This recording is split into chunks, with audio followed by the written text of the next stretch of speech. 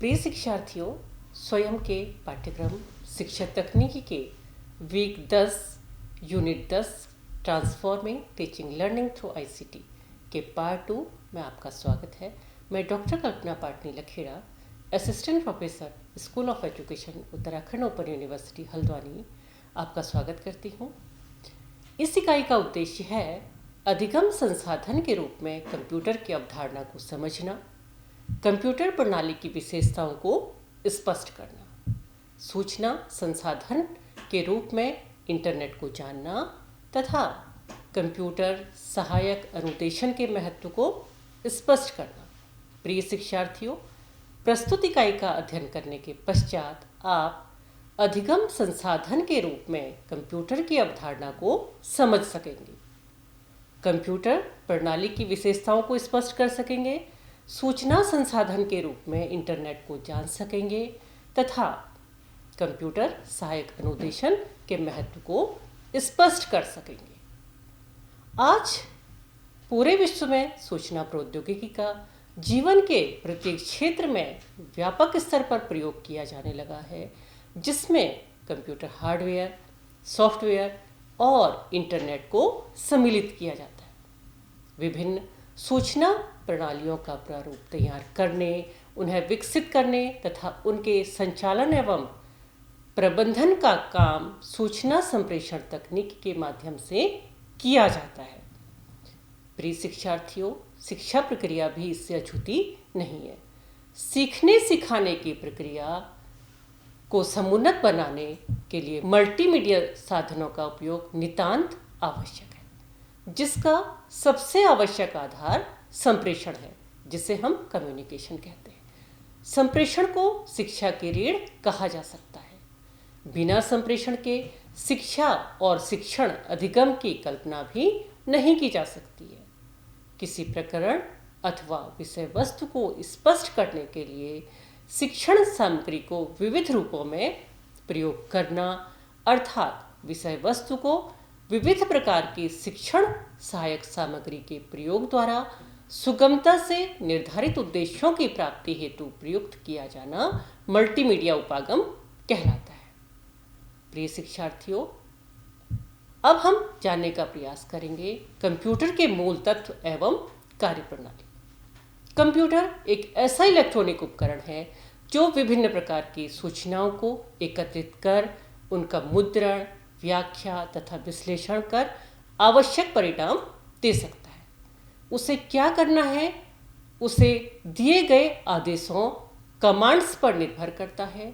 Memory computer की एक विशेषता होती है, जिसके कारण वह दी गई सूचनाओं, आदेशों एवं प्रदत्तों के संग्रह की अद्भुत क्षमता रखता है। कंप्यूटर एक ऐसा यंत्र है जिसमें उच्च स्तरीय संगणक, कैलकुलेटर, टंकण यंत्र, टेलीविज़न तथा मेमोरी का अनोखा संगम होता है। इस अद्भुत संगम के कारण कंप्यूटर मानव मस्तिष्क से अधिक तीव्र गति से संगणना कर सकता है। कंप्यूटर शुद्धता के साथ तीव्र गति से गणना करता है। कंप्यूटर द्वारा की गई गणनाओं में त्रुटियों की संभावना नगण्य होती है। आइए अब हम कंप्यूटर की कार्यप्रणाली को समझने का प्रयास करते हैं। कंप्यूटर की एक निश्चित कार्यप्रणाली होती है, जिसके मुख्यतः 3 भाग होते हैं: इनपुट आगत, प्रोसेस प्रक्रिया, आउटपुट निर्गत। इनपुट यूनिट के अंतर्गत हम देखेंगे कि कंप्यूटर कार्यप्रणाली का प्रथम चरण सूचनाएं तथा निर्देश प्राप्त करना होता है। कंप्यूटर बाहर से समझने योग्य रूप में सूचनाएं प्राप्त करता है।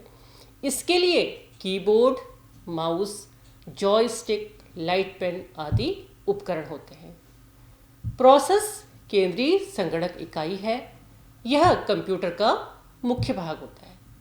आगत इकाई इनपुट यूनिट्स की सहायता से समस्त सूचनाएं, निर्देश एवं संकेत सीपीयू में भेजे जाते हैं तथा उनका यहीं पर भंडारण एवं विश्लेषण किया जाता है। सेंट्रल प्रोसेसिंग यूनिट के अंतर्गत 3 प्रणालियां होती हैं। पहली है मेमोरी। कंप्यूटर प्रणाली इनपुट इकाई से जो भी सूचनाएं तथा निर्देश प्राप्त करती है उसे मेमोरी में स्टोर किया जाता है। दिए गए निर्देशों के अनुसार उन्हें विश्लेषण के लिए अंकगणितीय एवं तार्किक इकाई, जिसे ALU कहते हैं, में भेजा जाता है तथा निर्देशों के अनुसार प्रोसेस तथा विश्लेषण कर परिणाम निकाले जाते हैं। दूसरा भाग है अंकगणितीय एवं तार्किक इकाई। यह प्राप्त सूचनाओं तथा निर्देशों के आधार पर सभी प्रकार की अंकगणितीय तार्किक गणनाओं तथा विश्लेषण का कार्य करती है। तीसरा भाग है आउटपुट। कंप्यूटर द्वारा जो गणना या कार्य किए जाते हैं उनके परिणामों को प्राप्त करने के लिए निर्गत इकाई आउटपुट यूनिट का प्रयोग किया जाता है। यह सामान्यतः 3 माध्यमों से किया जाता है: विजुअल डिस्प्ले यूनिट, जिसे मॉनिटर कहते हैं, प्रिंटर और स्पीकर्स। प्रिय शिक्षार्थियों, अब हम एक नज़र कंप्यूटर के विकास पर डालेंगे। जिस प्रकार मानव के विकास की कहानी उसकी पीढ़ियों पर आधारित है, उसी प्रकार कंप्यूटर के विकास की भी एक यात्रा है। प्रत्येक पीढ़ी के कंप्यूटरों की विशेषताओं एवं उनके विकास की कहानी को हम इस प्रकार समझ सकते हैं। प्रथम पीढ़ी के कंप्यूटर, जिन्हें फर्स्ट जनरेशन कंप्यूटर्स भी कहा जाता है, इस पीढ़ी का समय 1946 से 1955 तक माना जाता है। इनमें वैक्यूम ट्यूब्स का प्रयोग होता था। ये आकार में बहुत बड़े होते थे। इनसे गर्मी इतनी पैदा होती थी कि वातानुकूलित यंत्रों का प्रयोग जरूरी था। इनकी गति कम एवं मूल्य अधिक था। इस पीढ़ी के प्रमुख computer ENIAC, EDSEC, EDBEC, UNIBEC, IBM 701, IBM 650 प्रमुख हैं। दूसरी पीढ़ी के कंप्यूटर, जिन्हें हम सेकेंड जनरेशन कंप्यूटर्स भी कहते हैं, इनका विकास काल 1955 से 1965 माना गया है। इस पीढ़ी के कंप्यूटर आकार में छोटे, गति तेज व अधिक विश्वसनीय थी तथा इनकी कीमत भी कम थी। इनमें कम गर्मी उत्पन्न करने के बावजूद भी वातानुकूलन की आवश्यकता होती थी। इस पीढ़ी के कंप्यूटरों में IBM 1401 प्रमुख था। इसके अलावा CDS 1604, CDS 3600 आदि भी इस पीढ़ी के ही कंप्यूटर हैं। तीसरा है तीसरी पीढ़ी के कंप्यूटर, जो थर्ड जनरेशन कंप्यूटर्स कहलाते हैं। इस पीढ़ी के कंप्यूटर आकार में छोटे, गति में बहुत तेज तथा विश्वसनीयता में बहुत अधिक मानकीकृत होते थे। इनका काल 1965 से 1975 तक माना गया है। इनकी कीमत भी अपेक्षाकृत कम होती थी, जिसकी वजह से छोटी कंपनियां एवं सरकारी कार्यालयों में भी कंप्यूटर लगाना संभव हुआ। इस पीढ़ी के प्रमुख कंप्यूटर हैं ICL 1900, ICL 2900 आदि। अब हम देखेंगे चौथी पीढ़ी के कंप्यूटर, जो फोर्थ जनरेशन कंप्यूटर्स कहलाते हैं। इस पीढ़ी के कंप्यूटरों का समय 1975 से 1990 तक माना जाता है। इस काल के कंप्यूटर वर्तमान समय में भी प्रयुक्त हैं। इस युग में कंप्यूटर सस्ते, कम स्थान घेरने वाले, छोटे, कम बिजली से चलने वाले, सामान्य तापक्रम में भी चलने वाले थे। छोटे कंप्यूटरों की ऐसी श्रृंखला को PC अर्थात पर्सनल कंप्यूटर कहा जाता है। इन पर काम करना आसान व कम खर्चीला होता है। PC बनाने वाली प्रमुख कंपनियां हैं IBM, Apple, HCL आदि। अब देखेंगे पांचवी पीढ़ी के कंप्यूटर, जो फिफ्थ जनरेशन कंप्यूटर्स कहलाते हैं। इस पीढ़ी का प्रारंभ 1990 से माना जाता है। पांचवी पीढ़ी के कंप्यूटरों के बारे में वैज्ञानिकों का दावा है कि ये कंप्यूटर बहुत हद तक मानव मस्तिष्क जैसे होंगे। प्रिय शिक्षार्थियों, अब हम कंप्यूटर के प्रकारों पर एक नजर डालेंगे। कंप्यूटर प्रमुख रूप से 3 प्रकार के होते हैं। पहला है एनालॉग कंप्यूटर। ये कंप्यूटर मापन और भौतिक कार्य में प्रयुक्त किए जाते हैं। जैसे तापमान मापना, विद्युत वेग, धारा प्रवाह, खून की जांच आदि को करने के लिए ये प्रयोग में लाए जाते हैं। दूसरा है डिजिटल कंप्यूटर। ये कंप्यूटर सूचनाओं के आदान प्रदान में प्रयुक्त होते हैं, जिनमें बैंकों का लेन देन, हिसाब किताब, उत्पादन का हिसाब आदि अनेक कार्य सम्मिलित हैं। तीसरे कंप्यूटर है हाइब्रिड कंप्यूटर। जैसा कि नाम से ही विदित है, यह एनालॉग और डिजिटल दोनों ही प्रकार के कंप्यूटरों का मिश्रित रूप है। ये 4 प्रकार के होते हैं: micro computer, mini computer, main frame computer और सुपर कंप्यूटर। कंप्यूटर प्रणाली की विशेषताएं। कंप्यूटर प्रणाली की कुछ विशेषताओं के कारण कंप्यूटर आज मानव जीवन के हर पक्ष को छू रहा है।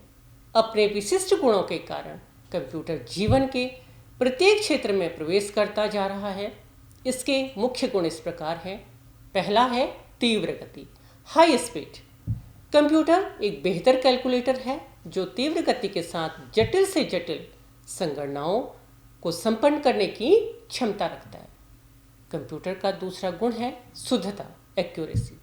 यदि मनुष्य कंप्यूटर को आदेश, कमांड्स देने में त्रुटि ना करे तथा कंप्यूटर के किसी अंग में कोई यांत्रिक खराबी ना हो, तो कंप्यूटर द्वारा संपन्न की जाने वाली गणनाओं में उच्च स्तर की शुद्धता तथा विश्वसनीयता पाई जाती है।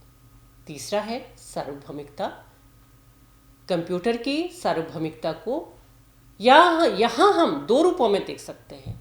पहला है इसके व्यापक उपयोग हो सकते हैं तथा दूसरा कंप्यूटर एक साथ कई कार्य करने की क्षमता रखता है। वह पल पल में विभिन्न कार्य कर सकता है। जैसे अभी हम कोई पत्र लिख रहे होते हैं तो अगले ही पल कंटेंट बनाने का कार्य भी कर सकते हैं।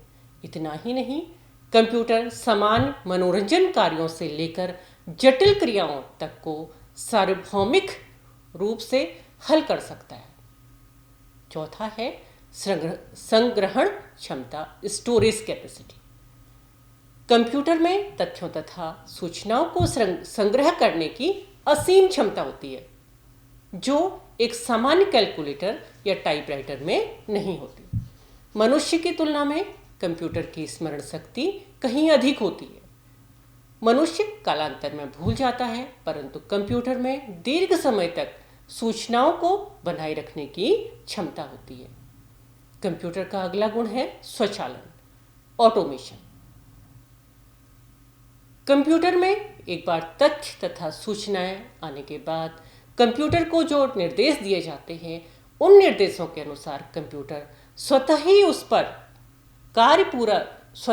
पर कार्य करता है जब तक कि कार्य पूरा नहीं हो जाता। स्वचालन के कारण कंप्यूटर को बार बार कमांड नहीं देने पड़ते तथा कार्य करने की गति भी तेज रहती है। कंप्यूटर का छठा गुण है उच्च सक्षमता। कंप्यूटर एक ऐसा इलेक्ट्रॉनिक उपकरण है जो लंबे समय तक लगातार कार्य कर सकता है। अन्य उपकरणों के समान यह गर्म नहीं होता और एक ही प्रकार के कार्य करते करते ऊबता नहीं तथा कार्यों की शुद्धता पर भी कोई प्रतिकूल प्रभाव नहीं पड़ता। आइए अब हम देखेंगे कि शिक्षा में कंप्यूटर का क्या कार्य है। कंप्यूटर की उपयोगिता को देखते हुए जीवन के प्रत्येक क्षेत्र में इसका हस्तक्षेप बढ़ता जा रहा है और यह प्रत्येक क्षेत्र में अपनी उपयोगिता को सिद्ध भी कर रहा है। ऐसे में शिक्षा जैसा महत्वपूर्ण क्षेत्र इससे अछूता कैसे रह सकता है। शिक्षा के क्षेत्र में कंप्यूटर अपना कार्य कई रूपों में सफलतापूर्वक कर रहा है। जैसे नंबर 1, शिक्षक के रूप में कंप्यूटर एज अ टीचर। मनुष्य के मस्तिष्क में संचित सूचनाएं समय के साथ साथ धूमिल होती जाती हैं, परंतु जो सूचनाएं कंप्यूटर में संचित हो जाती हैं तथा संरक्षित रहती हैं, वह दीर्घ काल तक सुरक्षित रहती हैं। यदि कोई विषय विद्यार्थी को एक बार में ठीक से समझ नहीं आया तो कंप्यूटर की सहायता से वह उस विषय का अध्ययन बार बार कर सकता है। जो कि एक परंपरागत कक्षा में संभव नहीं है। इस प्रकार से प्रत्येक विद्यार्थी को व्यक्तिगत आवश्यकताओं के अनुसार लाभ होता है। दूसरा है ज्ञान के स्रोत के रूप में computer as source of knowledge. पारंपरिक शिक्षा प्रक्रिया में शिक्षार्थी को किसी भी विषय में गहन जानकारी प्राप्त करने के लिए पुस्तकालयों में मोटी मोटी पुस्तकों का अध्ययन करना होता है, जिसके लिए अधिक समय और संसाधन आवश्यक होते हैं। आधुनिक समय में कंप्यूटर के लिए उपलब्ध अनेक ऐसे ज्ञानकोश हैं जिनकी सहायता से उपयोगी तथा सार्थक जानकारी अत्यंत अल्प समय में आसानी से प्राप्त की जा सकती है। तीसरा है सूचनाओं के संग्रह करने। सूचनाओं को संचित करने में कंप्यूटर की भूमिका अत्यंत महत्वपूर्ण होती है। किसी भी विद्यालय अथवा बोर्ड जिसमें हजारों से लेकर लाखों परीक्षार्थी सम्मिलित होते हैं, वहाँ शिक्षार्थियों के बारे में वांछित जानकारियों को संचित रखने का कार्य कंप्यूटर की सहायता से आसानी से किया जा सकता है। अगला है परीक्षक के रूप में। शिक्षा प्रक्रिया का एक महत्वपूर्ण चरण है परीक्षा। परीक्षा अनेक विषयों की होती है जिसमें बड़ी संख्या में परीक्षार्थी सम्मिलित होते हैं। इन परीक्षाओं में जितना श्रम परीक्षार्थियों को करना होता है, उससे कहीं अधिक श्रम शिक्षकों को करना होता है, जैसे उत्तर पुस्तिकाओं को जांचना, अंक प्रदान करना, परिणाम घोषित करना आदि। इस प्रकार के कार्यों को कंप्यूटर बड़ी आसानी से कर देता है। शिक्षा संस्थानों में कंप्यूटरों का उपयोग अनेक कार्यों के लिए किया जाता है, जैसे शिक्षा प्रशासन के क्षेत्र में कंप्यूटर का उपयोग प्रशासनिक स्तर में विभिन्न कार्यों को करने के लिए आसानी से किया जा रहा है।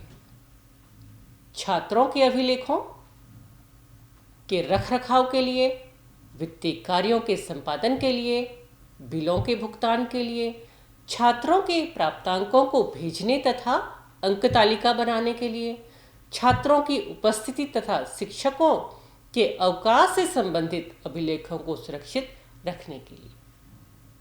अगर शिक्षण परिस्थितियों में देखा जाए, use of computer in teaching situations, विभिन्न शिक्षण परिस्थितियों में कंप्यूटर का उपयोग इस प्रकार किया जाता है, जैसे शिक्षार्थियों के पंजीकरण के लिए पूर्व परीक्षण की व्यवस्था करना, व्यक्तिगत कार्यक्रमों का नियोजन एवं मुद्रण करना, छात्रों के विकास के लिए निर्देश देना, प्राप्तांकों एवं परीक्षणों को प्रयोग में लाना, नए पाठ्यक्रमों के विकास के लिए कंप्यूटर का तेजी से उपयोग किया जा रहा है। दूरस्थ शिक्षा में कंप्यूटर दो प्रकार से उपयोग में लाए जाते हैं, एक स्थानीय और दूसरा है प्रसारण। कंप्यूटर एक स्वतंत्र प्रारूप के रूप में शिक्षार्थियों को अपने ढंग से कार्य करने तथा सीखने के लिए प्रेरित करता है। शोध कार्यों में अगर देखा जाए तो शिक्षा के शोध कार्यों में प्रदत्तों के विश्लेषण के लिए कंप्यूटर का प्रयोग अधिकतम किया जाने लगा है। कंप्यूटर द्वारा बड़े प्रदत्तों बिग डाटा का विश्लेषण शीघ्रता और शुद्धता के साथ आसानी से किया जाता है। कंप्यूटर द्वारा प्राप्त परिणाम प्रामाणिक होते हैं। शैक्षिक निर्देशन तथा परामर्श में शैक्षिक निर्देशन में निदानात्मक कार्यों के लिए कंप्यूटर का प्रयोग किया जाता है और शिक्षार्थियों की कमजोरियों के निदान के लिए उपयुक्त अनुदेशन दिया जाता है, जो कि शिक्षा का एक महत्वपूर्ण लक्ष्य है। शिक्षा प्रयोजना बनाने में, शिक्षा की प्रायोजना बनाने में भी कंप्यूटर पर्याप्त सहायता करते हैं, जैसे शिक्षा का कैलेंडर, समय सारणी, विभिन्न क्रियाकलापों की योजना बनाना, मानव शक्ति का नियोजन करना, कब कौन सा कार्य किस प्रकार करना है आदि बातों का निर्णय लेने में भी कंप्यूटर हमारी सहायता करते हैं। प्रिय शिक्षार्थियों, अब हम एक नज़र डालेंगे कंप्यूटर के गुणों पर। कंप्यूटर के मुख्य गुण इस प्रकार हैं। कंप्यूटर की सहायता से कार्य करना शिक्षार्थियों को अभिप्रेरित करता है। विशेष रूप से हमारे 21वीं सदी के जो शिक्षार्थी हैं वो टेक्नोलॉजी फ्रेंडली हैं। कंप्यूटर में कार्य करना उन्हें एक तरह से अभिप्रेरित करता है। उच्च कोटि की क्रियाएं छात्रों की प्रतिक्रियाओं को पुनर्बलन प्रदान करती हैं। कंप्यूटर की सहायता से कमजोर शिक्षार्थियों को व्यक्तिगत प्रकार के अनुदेशनात्मक कार्यक्रम द्वारा धनात्मक एवं प्रभावी वातावरण प्रदान किया जाता है। अभिलेखों को सुरक्षित रखना कंप्यूटर की सहायता से बहुत सरल हुआ है। शिक्षक के नियंत्रण क्षेत्र को बढ़ाकर उसे अधिक सूचनाप्रद बनाया है। कंप्यूटर का उपयोग कर शिक्षक छात्रों के मध्य सीधा संपर्क बढ़ाया जा सकता है। कंप्यूटर के बहुत विशेषताएं और गुण हैं, लेकिन साथ साथ इसकी कुछ सीमाएं भी हैं। Limitations of computer. कंप्यूटर प्रणाली के गुणों के साथ ही इसकी कुछ सीमाएं भी हैं, जैसे कंप्यूटर द्वारा निर्देशित अनुदेशन अपेक्षाकृत अधिक महंगा होता है। अनुदेशनात्मक उद्देश्यों के लिए कंप्यूटर की सहायता से रूपरेखा तैयार करना अन्य उद्देश्यों की तुलना में अपेक्षाकृत कम सहज रहता है। कंप्यूटर के प्रयोग के लिए उच्च कोटि की अनुदेशनात्मक सामग्री का अभाव रहता है। ऐसा अनुभव किया गया है कि किसी एक कंप्यूटर के लिए तैयार किया गया सॉफ्टवेयर कार्यक्रम दूसरे प्रकार के कार्यक्रमों के लिए उपयोग में नहीं लाया जा सकता। भारतीय परिस्थितियों में यह सुविधा नगरों में ही उपलब्ध है। ग्रामीण तथा सुदूर क्षेत्रों में आज भी इंटरनेट तथा बिजली की सुविधा सुचारू रूप से उपलब्ध नहीं है, जो कंप्यूटर के बेहतर उपयोग के लिए नितांत आवश्यक है। प्रिय शिक्षार्थियों, अब हम सूचना संसाधन के रूप में इंटरनेट को जानने का प्रयास करेंगे। इंटरनेट सिस्टम का संक्षिप्त नाम है। यह नेटवर्क ऑफ नेटवर्क्स है। यह लोगों को सुगमतापूर्वक और सस्ते लो इन कॉस्ट में सूचनाओं को उपलब्ध कराने तथा विश्व स्तर पर संप्रेषण प्रदान करने का सशक्त माध्यम है। इंटरनेट तीव्र वर्ल्ड वाइड सिस्टम है, फास्ट वर्ल्ड वाइड सिस्टम है। Internet first world wide system को दिया गया नाम है जो लोगों, सूचनाओं और कंप्यूटरों का बना होता है तथा विश्व में फैले अनगिनत प्रयोगकर्ताओं के लिए एक ही समय में आंकड़ों और संप्रेषण के लिए आधार होता है। इंटरनेट की दो प्रकार के प्रोग्रामों की आवश्यकता होती है, सर्वर और ग्राहक। संक्षेप में सर्वर्स वो प्रोग्राम होते हैं जो साधन प्रदान करते हैं तथा ग्राहक वे होते हैं जो इन साधनों का प्रयोग करते हैं। अतः इंटरनेट एक वर्ल्ड वाइड कंप्यूटर नेटवर्क है जो बृहद जानकारी उपलब्ध कराता है और यह जानकारी आपको अपने कंप्यूटर पर बहुत आसानी से मिल जाती है। जिस व्यक्ति का अपना इंटरनेट कनेक्शन होता है वह अपनी इच्छा के अनुसार किसी भी प्रोग्राम की जानकारी आसानी से प्राप्त कर सकता है। इसके द्वारा शिक्षक, शिक्षार्थी और अन्य लोग भी बहुत दूरी से भी अपने विचार आपस में आसानी से साझा कर सकते हैं। शिक्षक तथा शिक्षार्थियों के लिए इंटरनेट अत्यंत उपयोगी है। इसके द्वारा विश्व में हो रहे आधुनिकतम अनुसंधानों एवं उपलब्ध ज्ञान तक आसानी से पहुंचा जा सकता है। इंटरनेट एक इंसाइक्लोपीडिया का भी कार्य करता है, जिससे कोई भी व्यक्ति अपनी इच्छा तथा आवश्यकता के अनुसार किसी भी विषय पर जानकारी प्राप्त कर सकता है। इंटरनेट में विभिन्न प्रकार के दस्तावेज, वैज्ञानिक आंकड़े, रुचि सूची इंटरेस्ट इन्वेंट्री तथा विभिन्न प्रकार के विज्ञापन एवं संस्थानों के विषय में महत्वपूर्ण सूचनाएं उपलब्ध होती हैं। ये सूचनाएं विश्व के किसी भी कोने से प्राप्त की जा सकती हैं। ये सूचनाएं बड़ी सरलता से और त्वरित गति से प्राप्त हो जाती हैं। यदि घर में टेलीविज़न और निजी कंप्यूटर हो तो अधिक आधुनिक प्रौद्योगिकी की सहायता से हम आसानी से जानकारी प्राप्त कर सकते हैं, मनोरंजन कर सकते हैं और शिक्षा प्राप्त कर सकते हैं। सूचनाओं के मुक्त प्रवाह और ज्ञान में भागीदारी के फलस्वरूप हमारे सामाजिक, आर्थिक तथा राजनीतिक जीवन में गुणात्मक परिवर्तन हो रहे हैं। आइए अब हम देखेंगे इंटरनेट के प्रोटोकॉल। इंटरनेट में कई कंप्यूटरों का प्रयोग किया जाता है। इंटरनेट में प्रयुक्त कंप्यूटर मशीनों में प्रयुक्त सॉफ्टवेयरों को कुछ नियमों का अनुसरण करना आवश्यक होता है। इन नियमों को प्रोटोकॉल्स का नाम दिया गया है। इंटरनेट प्रोटोकॉल विभिन्न प्रकार के होते हैं। इनमें से सबसे अधिक लोकप्रिय प्रोटोकॉल है फाइल्स ट्रांसफ़र प्रोटोकॉल, जिसे FTP कहा जाता है। प्रोटोकॉल नियमों का एक समूह होता है। ये नियम इंटरनेट से जुड़े कंप्यूटरों में फाइलों के स्थानांतरण में सहायता करते हैं। दूसरे शब्दों में फाइल ट्रांसफ़र विधि फाइल भेजने में सहायक होते हैं। Hypertext transfer protocol S, hypertext transfer protocol S, जिसे HTTPS भी कहा जाता है।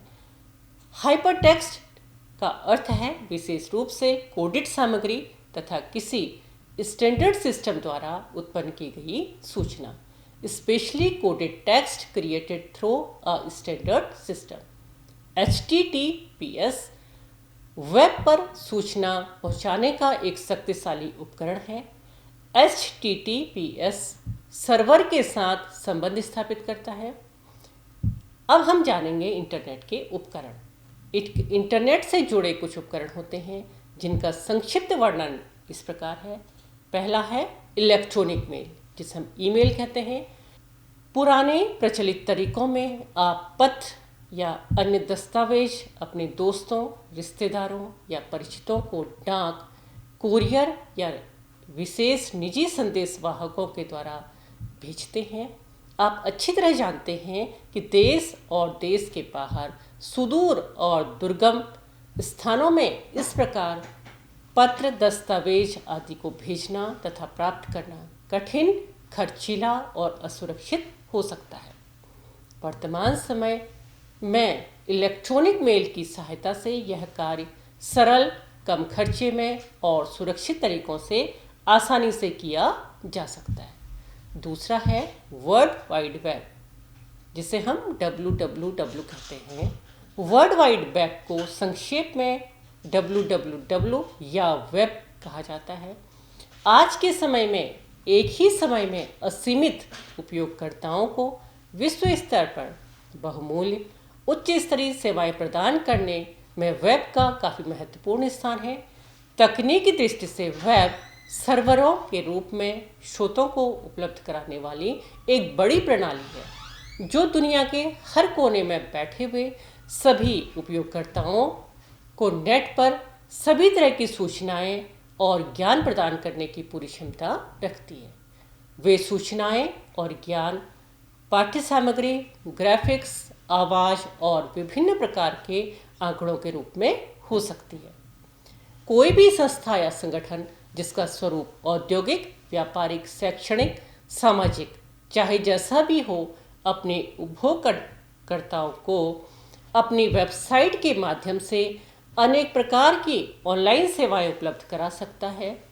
वेब पेजों में उपलब्ध विभिन्न प्रकार की सूचना तथा आंकड़ों को अपनी रुचि, आवश्यकता और सुविधानुसार उपयोगकर्ताओं, ग्राहकों तथा अन्य सदस्यों द्वारा डाउनलोड किया जा सकता है। दूरस्थ शिक्षा से जुड़ी हुई संस्थाओं तथा विश्वविद्यालयों द्वारा अपनी वेबसाइटों के द्वारा अपने अध्ययन कोर्सों को चलाने के लिए दुनिया भर में फैले अपने शिक्षार्थियों से संपर्क बनाए रखते हुए ऑनलाइन शिक्षा प्रदान करने में सुविधा रहती है।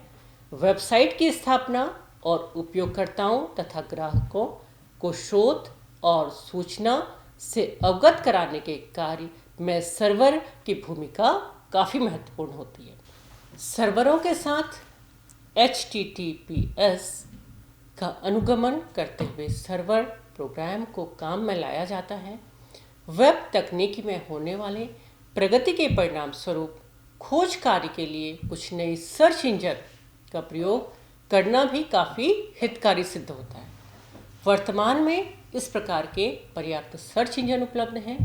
सर्च इंजन के एक उदाहरण के रूप में याहू, http, yahoo.com या गूगल का नाम ले सकते हैं। इंटरफेस के रूप में कार्य करते हुए यह सर्च इंजन सर्वप्रथम आपको स्क्रीन पर एक ऐसा स्थान उपलब्ध कराता है जिसमें आप कुंजी पटल अर्थात कीबोर्ड की सहायता से सूचना विशेष से संबंधित अनुरोध टाइप करते हैं। उदाहरण के लिए आप अपना यह अनुरोध ब्रेनस्टॉर्मिंग या इमोशनल इंटेलिजेंस के रूप में टाइप करते हैं और इस तरह सर्च इंजन को यह बताते हैं कि आप ब्रेनस्टॉर्मिंग या इमोशनल इंटेलिजेंस विषय पर जानकारी तथा ज्ञान प्राप्त करने के इच्छुक हैं।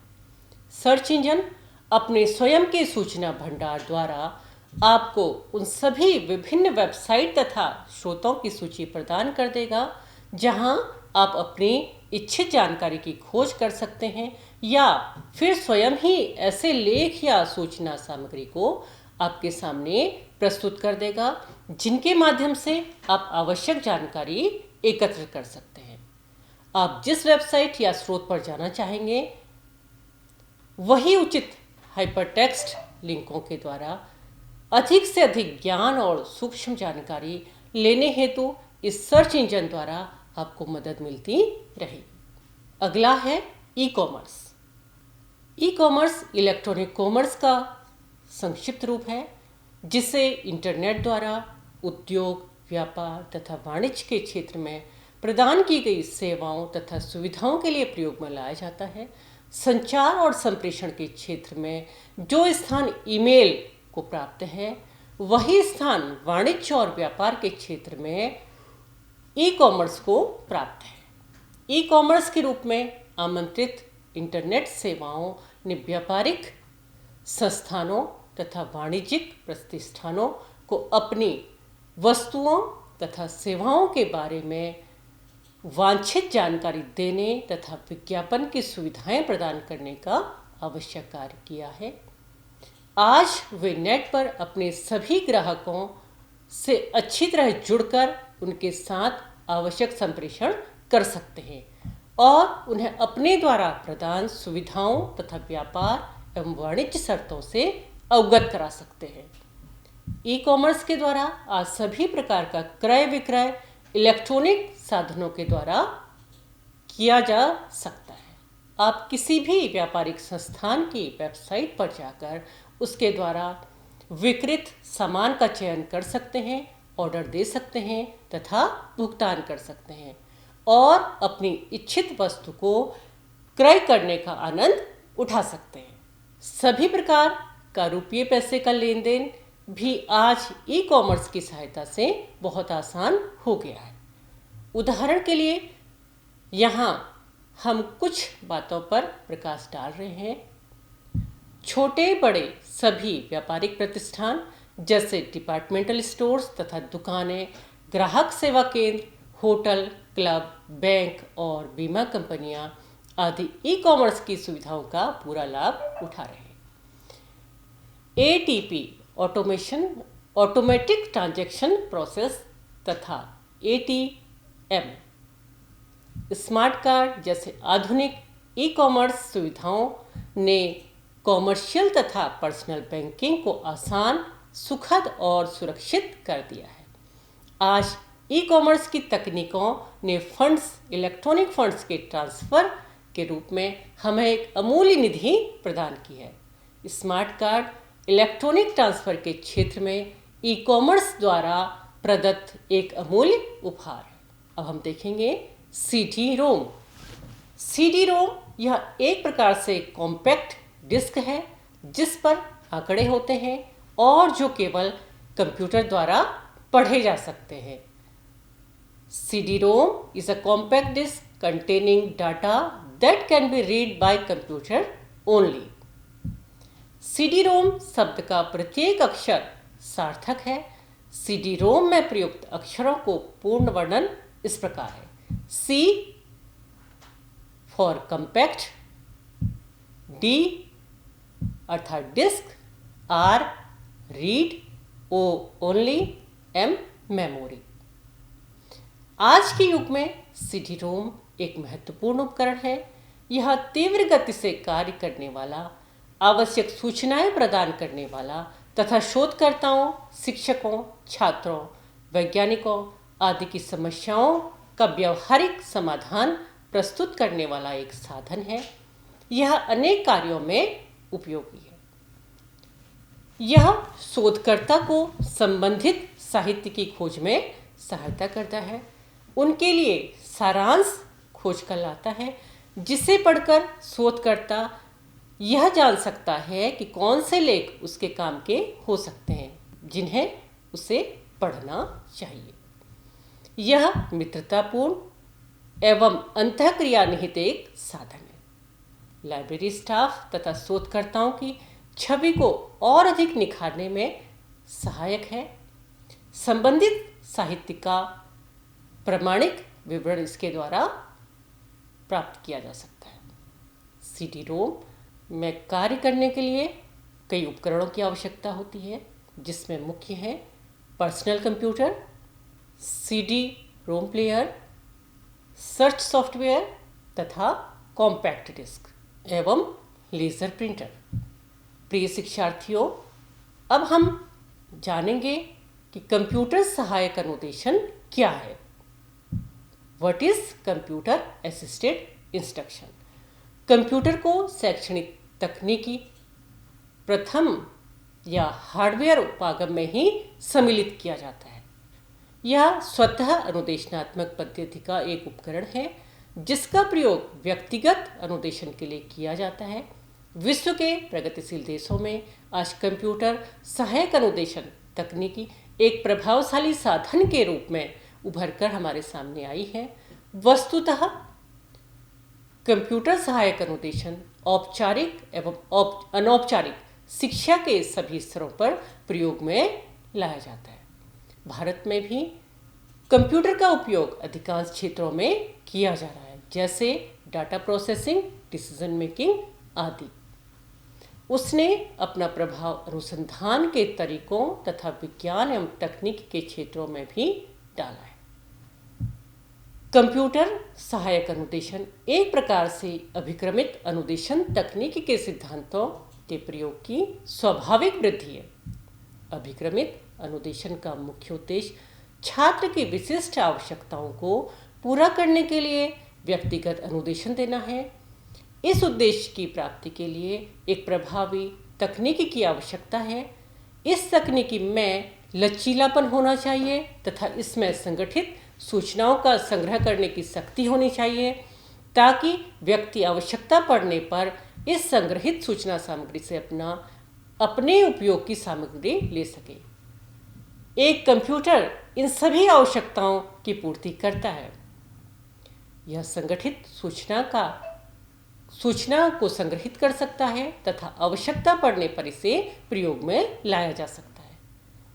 पहला व्यावसायिक कंप्यूटर 1951 में गणना ब्यूरो द्वारा प्रयोग में लाया गया तथा पहला कंप्यूटर सहायक अनुदेशन का प्रयास 1961 में हुआ, जब इलोनेसिस विश्वविद्यालय ने स्वचालित शिक्षण प्रक्रिया के लिए अभिक्रमित तरीकों को विकसित किया। इस प्रकार सामान्य शिक्षा में कंप्यूटर का प्रयोग सन 1960 के आसपास प्रारंभ हुआ। संक्षेप में, कंप्यूटर सहायक अनुदेशन एक ऐसे अनुदेशन की ओर संकेत करता है जिसे कंप्यूटर तकनीक की सहायता से संचालित किया जाता है। इसे शिक्षण मशीन तथा अभिक्रमित अनुदेशन से एक आगे के नवाचार के रूप में जाना जा सकता है। इसका क्षेत्र, तकनीकी या आयाम शिक्षण मशीन और अभिक्रमित अनुदेशन दोनों की तुलना में अधिक व्यापक है। हिलगार्ड एवं बाउर के अनुसार कंप्यूटर सहायक अनुदेशन का क्षेत्र अब इतना व्यापक हो गया है कि अब इसे मात्र शिक्षण मशीन या अभिक्रमिक अनुप्रयोगों के रूप में नहीं समझा जा सकता।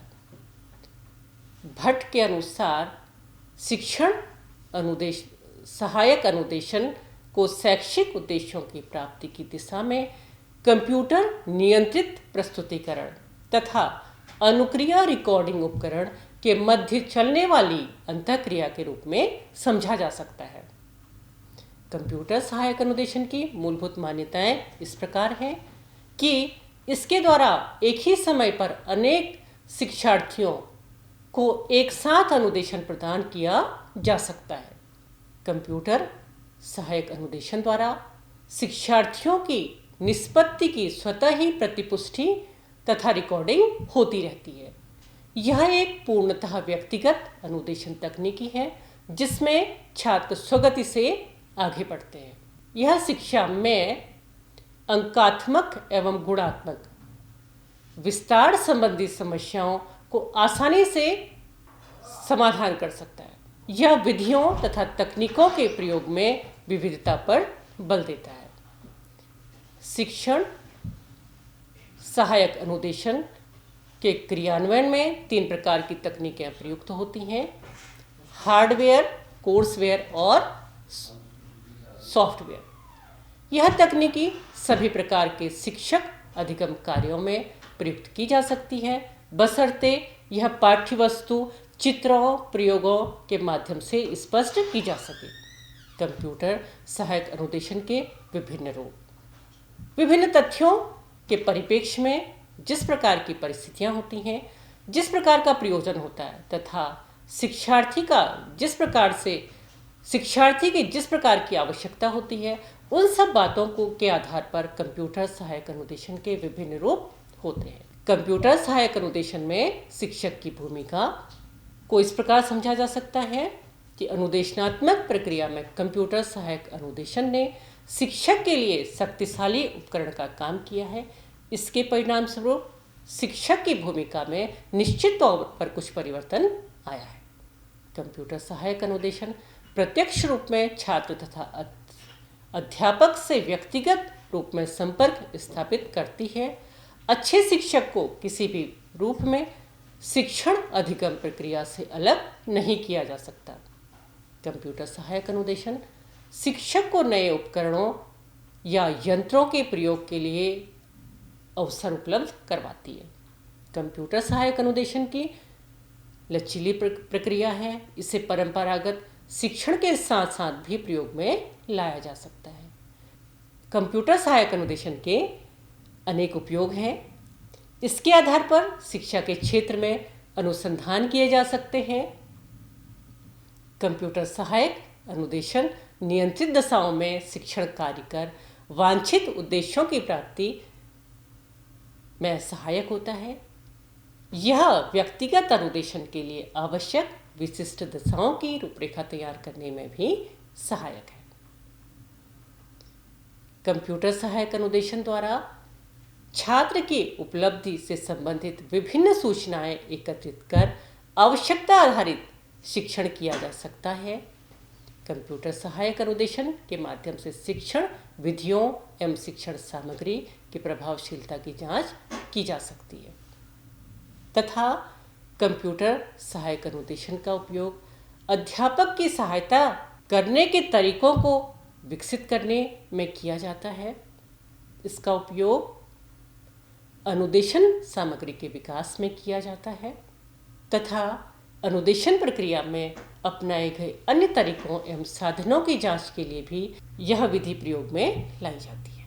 यह तकनीकी शिक्षार्थियों को पढ़ाने के लिए कंप्यूटर के प्रयोग से है, ना कि कंप्यूटर तकनीकी का ज्ञान कराने के लिए।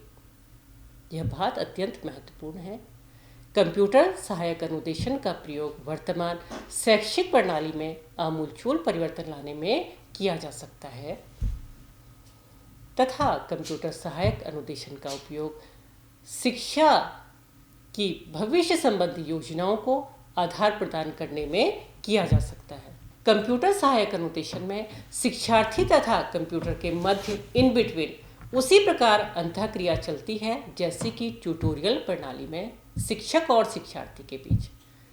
कंप्यूटर सहायक अनुदेशन द्वारा शिक्षार्थियों के मध्य व्यक्तिगत रूप से अनुदेशन सामग्री प्रस्तुत करना पूरी तरह संभव है। प्रिय शिक्षार्थियों, सारांश रूप में हम कह सकते हैं कि सूचना संप्रेषण तकनीकी शिक्षा प्रणाली में आमूलचूल परिवर्तन लाने की दिशा में निरंतर कार्य कर रही है। समय के साथ साथ जीवन के प्रत्येक क्षेत्र में परिवर्तन होने स्वाभाविक है। शिक्षा भी उससे अछूती नहीं रह सकती। शिक्षा का मुख्य उद्देश्य जीवन जीने के कौशलों का विकास करना है। जीवन कौशलों के विकास में शिक्षा तकनीकी की विशेष भूमिका है। आशा करती हूँ कि यह व्याख्यान आपके लिए रुचिकर एवं ज्ञानवर्धक होगा। धन्यवाद।